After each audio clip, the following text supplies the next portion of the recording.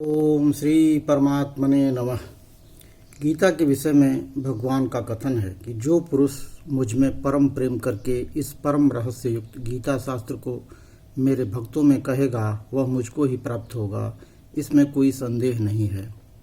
उससे बढ़कर मेरा प्रिय कार्य करने वाला मनुष्यों में कोई भी नहीं है तथा पृथ्वी भर में उससे बढ़कर मेरा प्रिय भविष्य में भी दूसरा कोई नहीं होगा। भगवान के इस कथन के अवलोक में चलिए हम लोग भी गीता का पठन और श्रवण शुरू करते हैं। ओम श्री परमात्मने नमः। श्रीमद्भगवद्गीता अथ प्रथमोऽध्यायः। धृतराष्ट्र उवाच धर्मक्षेत्रे कुरुक्षेत्रे समवेतायुयुत्सवः मामका पाण्डवाश्चैव किम कुर्वत संजय। संजय उवाच दृष्ट्वा तु पाण्डवानीकं व्यूढं दुर्योधनस्तदा आचार्यम् उपसंगम्य राजा वचनमब्रवीत् पश्यैतां पाण्डुपुत्राणाम् आचार्यं महती चमुं व्यूढां द्रुपदपुत्रेण तव शिष्येण धीमता। अत्र शूरा महेशवासा भीमार्जुन समायुधि युयुधानो विराटश्च द्रुपदश्च महारथा दृष्टकेतुश्चेकितान् काशीराजश्च वीर्यवान् पुरुजित कुन्तिभोजश्च शैब्यश्च नरपुङ्गव युधामन्युश्च विक्रान्त उत्तमौजाश्च वीर्यवान् सौभद्रो द्रौपदेयाश्च सर्व एव महारथा अस्माकं तु विशिष्टाये तान् निबोध द्विजोत्तम नायका मम संयस्य संज्ञार्थ तान् ब्रवीमि ते। भवान् भीष्मश्च कर्णश्च कृपश्च शमितिञ्जय अश्वत्थामाविकर्णश्च सौमदत्ति तथैव च अन्ये च बहवः शूरा मदर्थे त्यक्तजीविता नानाशस्त्रप्रहरणा सर्वे युद्धविशारदा अपर्याप्तं तदस्माकं बलं भीष्माभिरक्षितम् पर्याप्तं त्विदमे तेषां बलं भीमाभिरक्षितम् अयनेषु च सर्वेषु यथा भागम् अवस्थिता भीष्ममेवाभिरक्षन्तु भवन्तः सर्व एव हि। तस्य सञ्जनयन् हर्ष कुरु वृद्धपितामह सिंहनादं विनद्योचै शङ्खं दद्मौ प्रतापवान् ततः शङ्खश्च भैर्यश्च प्रणवान् गोमुखा सहसैव्याभयहन्त सशब्दतुमुलोऽभवत् ततः श्वेतैर्हरैर्युक्तै महती स्यन्दने स्थितो माधवः पाण्डवश्चैव दिव्यौ शङ्खौ प्रदद्मतु पाञ्चजन्यं ऋषिकेशो देवदत्तं धनञ्जय पौण्ड्रं दद्मौ महाशङ्खं भीमकर्मावृकोदर अनन्तविजयं राजा कुन्तीपुत्रो युधिष्ठिर नकुलसहदेवश्च सुघोषमणिपुष्पकौ काश्यश्च परमेशवास शिखण्डी च महारथ धृष्टद्युम्नो विराटश्च सात्यकिश्च पराजित द्रुपदो द्रौपदेयाश्च सर्वश पृथ्वीपते सौभद्रश्च महाबाहू शङ्खान् दद्मुः पृथक् पृथक् सघोषो धार्तराष्ट्राणां हृदयानि व्यधारयत् नभश्च पृथ्वी चैव तुमुलो व्यनुनादयन् अथ व्यवस्थितान् दृष्ट्वा धार्तराष्ट्रान् कपिध्वज प्रवृते शस्त्रसम्पाते धनुरुद्यम्य पाण्डव ऋषिकेशं तदा वाक्यमिदमाह महीपते। अर्जुन उवाच सेनयोरुभयोर्मध्ये रथं स्थापयमेच्युत यावदेतान् निरीक्षेऽहं युद्धकामानवस्थितान् कैरम्या सह योधव्यम् अस्मिन् रणसमुद्यमे योत्स्यमानानयेच्छेऽहं य एते अत्र समागता धार्तराष्ट्रस्य दुर्बुद्धे युद्धे प्रियचिकीर्षवः। संजय उवाच एवमुक्तो ऋषिकेशो गुडाकेशेन भारत सेनयोरुभयोर्मध्ये स्थापित्वा रथोत्तमम् भीष्मद्रोणप्रमुखतः सर्वेषां च महीचिताम् उवाच पार्थ पश्यैतान् समवेतान् कुरून्निति तत्र पश्यत् स्थितान् पार्थ पितृनथ पितामहान् आचार्यान् मातुलान् भ्रातॄन् पुत्रान् पौत्रान् सखींस्तथा श्वशुरान् स्वहृदश्चैव सेनयोरुभयोरपि तान् समीक्ष्य कौन्तेय सर्वान् बन्धूनवस्थितान् कृपया परयाविष्टो विसीदन् इदं ब्रवीत्। अर्जुन उवाच दृष्टमेवं स्वजनं कृष्णं यूयोत्सं समुपस्थितं सीदन्ति मम गत्राणि मुखं च परिशुष्यति वेपथुश्च शरीरे मे रोमहर्षश्च जायते गाण्डीव संसृते हस्तात् त्वक्चैव परिदह्यते न च शक्नो अवस्थातुं भ्रमतीव च मे मनः गाण्डीव संसृते हस्तात् त्वक्चैव परिदह्यते न च शक्नोम्यवस्थातुं भ्रमतीव च मे मनः निमित्तानि च पश्यामि विपरीतानि केशव न च श्रेयोनुपश्यामि हत्वा स्वजनमाहवे न काञ्चये विजयं कृष्ण न च राज्यं सुखानि च किं नो राज्येन गोविन्द किं भोगैर्जीवितेन वा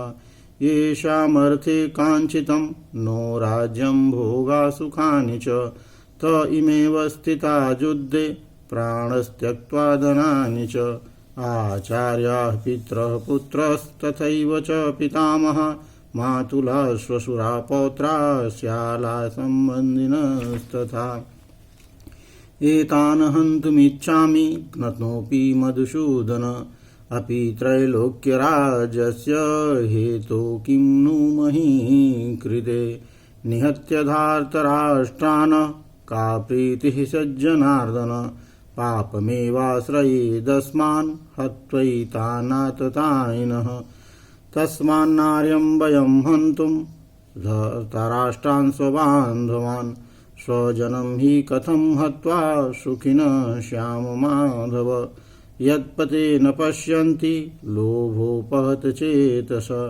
कुलक्षयकृतं दोषं मित्रद्रोहे च पातकम् कथं न गेयमस्माभिः पापादस्मान्निवर्तितुं कुलक्षयकृतं दोषं प्रपश्यद्भिर्जनार्दन कुलक्षये प्रणश्यन्ति कुलधर्मा सनातना धर्मे नष्टे कुलं कृष्णम् अधर्मोऽभिभवत्युत अधर्माभिभवात् कृष्ण प्रदुष्यन्ति कुलस्त्रियः स्त्रियासु दुष्टासु वार्ष्णेय जायते वर्णशङ्कर शङ्करो नरकायैव कुलग्नानां कुलस्य च पतन्ति पितरो होश्यां लुप्तपिण्डोदकक्रिया दोषैरेतैः कुलग्नानां वर्णशङ्करकारकैः उत्स्याजन्ते जातिधर्माः कुलधर्मा च शाश्वता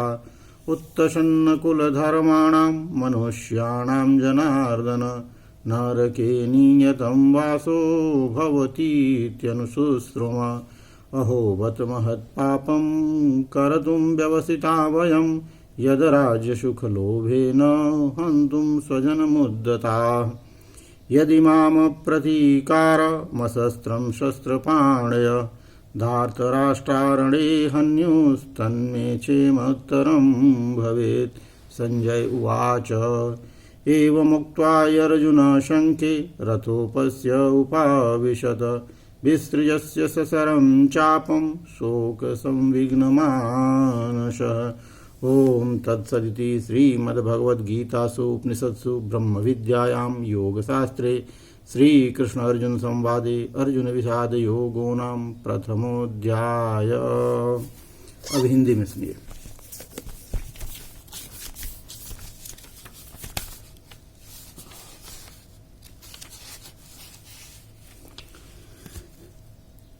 धृतराष्ट्र बोले, हे संजय, धर्म भूमि कुरुक्षेत्र में एकत्रित युद्ध की इच्छा वाले मेरे और पांडु के पुत्रों ने क्या किया? संजय वाच। संजय बोले, उस समय राजा दुर्योधन ने व्यूहाकार रचना युक्त पांडवों की सेना को देखकर और द्रोणाचार्य के पास जाकर यह वचन कहा, हे आचार्य, आपके बुद्धिमान शिष्य द्रुपद पुत्र धृष्टद्युम्न द्वारा व्यूहाकार खड़ी की हुई इस पांडुपुत्रों की बड़ी भारी सेना को देखिए। इस सेना में बड़े बड़े धनुष वाले, युद्ध में भीम तथा अर्जुन के समान सूरवीर, सात्विकी और विराट तथा महारथी राजा द्रुपद, धृष्टकेतु, चेकितान तथा बलवान काशीराज, पुरुजित, कुंतीभोज और मनुष्यों में श्रेष्ठ सभ्य पराक्रमी धनु युधामन्यु तथा बलवान उत्तमौजा सुभद्रा पुत्र अभिमन्यु एवं द्रौपदी के पांचों पुत्र, ये सभी महारथी हैं। हे ब्राह्मण श्रेष्ठ, अपने पक्ष में भी जो प्रधान हैं उनको आप समझ लीजिए। आपकी जानकारी के लिए मेरी सेना के जो सेनापति हैं उनको बतलाता हूँ। आप द्रोणाचार्य और पितामह भीष्म तथा कर्ण और संग्राम विजयी कृपाचार्य तथा वैसे ही अश्वत्थामा, विकर्ण और सोमदत्त का पुत्र भूरिश्रवा और भी मेरे लिए जीवन की आशा त्याग देने वाले बहुत से वीर अनेक प्रकार के शस्त्रों से सुसज्जित और सब के सब युद्ध में चतुर हैं। भीष्म पितामह द्वारा रचित हमारी वह सेना सब प्रकार से अजेय है और भीम द्वारा रचित इन लोगों की यह सेना जीतने में सुगम है। इसलिए इन सब मोर्चों पर अपनी अपनी जगह स्थित रहते हुए आप लोग सभी निसंदेह भीष्म पितामह की ही सब ओर से रक्षा करें। कौरवों में वृद्ध बड़े प्रतापी पितामह भीष्म ने उस दुर्योधन के हृदय में हर्ष उत्पन्न करते हुए उच्च स्वर से सिंह की दहाड़ के समान गरज कर शंख बजाया। इसके पश्चात शंख और नगाड़े तथा ढोल, मृदंग और नरसिंह आदि बाजे एक साथ ही बज उठे। उनका वह शब्द बड़ा भयंकर हुआ। इसके अनंतर सफेद घोड़ों से युक्त उत्तम रथ में बैठे हुए श्री कृष्ण महाराज और अर्जुन ने भी अलौकिक शंख बजाए। श्री कृष्ण महाराज ने पांचजन्य नामक, अर्जुन ने देवदत्त नामक भयानक कर्म करने वाले भीम ने पौंड्र नामक महाशंख बजाया। कुंती पुत्र राजा युधिष्ठिर ने अनंत विजय नामक और नकुल तथा सहदेव ने सुघोष और मणिपुष्पक नामक शंख बजाए। श्रेष्ठ धनुष वाले काशीराज और महारथी शिखंडी एवं धृष्टद्युम्न तथा विराट और अजेय सात्विकी राजा द्रुपद एवं द्रौपदी के पांचों पुत्र और बड़ी भुजा वाले सुभद्रा पुत्र अभिमन्यु, इन सभी ने हे राजन सब ओर से अलग अलग शंख बजाए और उन भयानक शब्दों ने आकाश और पृथ्वी को भी गुंजाते हुए धृतराष्ट्र के अर्थात आपके पक्ष वालों के हृदय विदीर्ण कर दिए। हे राजन, इसके बाद कपिध्वज अर्जुन ने मोर्चा बांधकर डटे हुए धृतराष्ट्र संबंधियों को देखकर उस शस्त्र चलने की तैयारी के समय धनुष उठाकर ऋषिकेश श्री कृष्ण महाराज से यह वचन कहा, हे अच्युत, मेरे रथ को दोनों सेनाओं के बीच में खड़ा कीजिए और जब तक कि मैं युद्ध में डटे हुए युद्ध की अभिलाषी इन विपक्षी योद्धाओं को भली प्रकार देख लूं, इस युद्ध रूप व्यापार में मुझे किन किन के साथ युद्ध करना योग्य है, तब तक उसे खड़ा रखिए। दुर्बुद्धि दुर्योधन का युद्ध में हित चाहने वाले जो ये राजा लोग इस सेना में आए हैं, इन युद्ध करने वालों को मैं देखूंगा। संजय बोले, हे धृतराष्ट्र, अर्जुन द्वारा इस प्रकार कहे हुए महाराज श्री कृष्णचंद्र ने दोनों सेनाओं के बीच में भीष्म और द्रोणाचार्य के सामने तथा संपूर्ण राजाओं के सामने उत्तम रथ को खड़ा करके इस प्रकार कहा कि हे पार्थ, युद्ध के लिए जुटे हुए इन कुरुवंशियों को देख। उसके बाद प्रतापुत्र अर्जुन ने उन दोनों ही सेनाओं में स्थित ताऊ, चाचाओं को, दादों, परदादों को, गुरुओं को, मामाओं को, भाइयों को, पुत्रों को, पौत्रों को, मित्रों को, ससुरों को, सुहृदयों को भी देखा। उन उपस्थित संपूर्ण बंधुओं को देखकर वे कुंती पुत्र अर्जुन अत्यंत करुणा से युक्त होकर शोक करते हुए यह वचन बोले। अर्जुन बोले, हे कृष्ण, युद्ध में डटे हुए युद्ध के अभिलाषी इन स्वजन समुदाय को देखकर मेरे अंग शिथिल हुए जा रहे हैं और मुख सूखा जा रहा है तथा मेरे शरीर में कंप एवं रोमांच हो रहा है। हाथ से गांडीव धनुष गिर रहा है और त्वचा भी बहुत जल रही है तथा मेरा मन भ्रमित सा हो रहा है और इसलिए मैं खड़ा रहने में भी समर्थ नहीं हूँ। हे केशव, मैं लक्षणों को भी विपरीत देख रहा हूँ तथा युद्ध में स्वजन समुदाय को मारकर कल्याण भी नहीं देखता। हे कृष्ण, मैं न तो विजय चाहता हूँ और न राज्य तथा सुख को ही। हे गोविंद, हमें ऐसे राज्य से क्या प्रयोजन है अथवा ऐसे भोगों और जीवन से भी क्या लाभ है।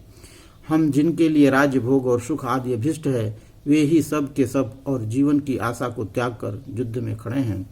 गुरुजन, ताऊ, चाचे, लड़के और उसी प्रकार दादे, मामे, ससुर, पौत्र, साले तथा और भी संबंधी लोग हैं। हे मधुसूदन, मुझे मारने पर भी अथवा तीनों लोगों के राज्य के लिए भी मैं इन सबको मारना नहीं चाहता, फिर पृथ्वी के लिए तो कहना ही क्या है। हे जनार्दन, धृतराष्ट्र के पुत्रों को मारकर हमें क्या प्रसन्नता होगी। इन आतिताइयों को मारकर तो हमें पाप ही लगेगा। अतएव हे माधव, अपने ही बांधव धृतराष्ट्र के पुत्रों को मारकर मारने के लिए हम योग्य नहीं हैं, क्योंकि अपने ही कुटुंबियों को मारकर हम कैसे सुखी होंगे। यद्यपि लोभ से भ्रष्ट चित्त हुए ये लोग कुल के नाश से उत्पन्न दोष को और मित्रों से विरोध करने में पाप को नहीं देखते, तो भी हे जनार्दन, कुल के नाश से उत्पन्न दोष को जानने वाले हम लोगों को इस पाप से हटने के लिए क्यों नहीं विचार करना चाहिए। कुल के नाश से उत्पन्न कुल धर्म नष्ट हो जाते हैं। धर्म के नाश हो जाने पर संपूर्ण कुल में पाप भी बहुत फैल जाता है। हे कृष्ण, पाप के अधिक बढ़ जाने से कुल की स्त्रियां अत्यंत दूषित हो जाती हैं और हे वार्ष्णे, स्त्रियों के दूषित हो जाने पर वर्णशंकर उत्पन्न होता है। वर्णशंकर कुलघातियों को और कुल को नरक में ले जाने के लिए ही होता है। लुप्त हुई पिंड और जल की क्रिया से अर्थात श्राद्ध और तर्पण से वंचित इनके पितर लोग भी अधोगति को प्राप्त होते हैं। इस वर्ण संकर कारक दोषों से कुलघातियों के सनातन कुल धर्म और जाति धर्म नष्ट हो जाते हैं। हे जनार्दन, जिनका कुल धर्म नष्ट हो गया है ऐसे मनुष्यों का अनिश्चित काल तक नरक में वास होता है, ऐसा हम सुनते आए हैं। हा शोक, हम लोग बुद्धिमान होकर भी महान पाप करने को तैयार हो गए हैं, जो राज्य और सुख के लोभ से स्वजनों को मारने के लिए उद्यत हो रहे हैं। यदि मुझ शस्त्र रहित एवं सामना न करने वाले को शस्त्र हाथ में लिए हुए धृतराष्ट्र के पुत्र रण में मार डालें तो वह मरना भी मेरे लिए अधिक कल्याणकारी होगा। संजय बोले, रणभूमि में शोक से उद्विग्न मन वाले अर्जुन इस प्रकार कहकर बाण सहित धनुष को त्याग कर रथ के पिछले भाग में बैठ गए। हरि ओम तत्सत।